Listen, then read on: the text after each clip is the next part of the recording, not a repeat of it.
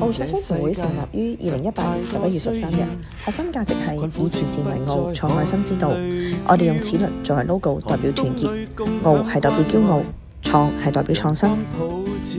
過去7年，由一班創會會員以及歷屆會員一齊攜手合作，創造佳績。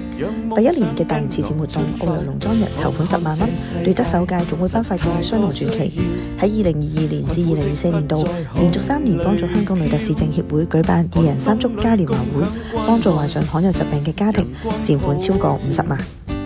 2024至2025年度更加喺1年時間裏面舉辦咗超過4場慈善活動，幫助基層家庭小朋友。由創會至今，累積善款已經超過108萬。過去3年由總會舉辦嘅就職嘉許典禮，奧創分別奪得最高善款獎頭5名，以及5年以上獲得雙龍傳奇嘅殊榮。除咗慈善活動之外，業務交流及個人成長亦都係我哋好重視嘅部分。歷年嚟，我哋舉辦過多場個人成長及學習嘅培訓，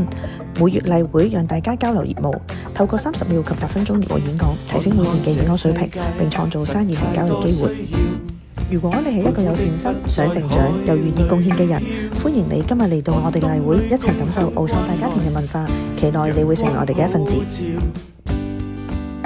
沒有什麼阻隔，讓夢想跟我出發，終生的學習是我的抉擇，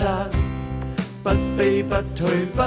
還，承擔起各種挑戰，同編織每點溫暖，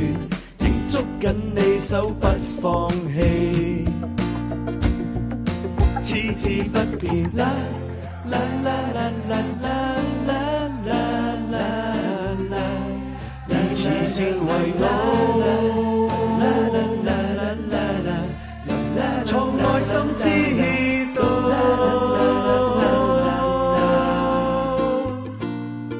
矢志不變。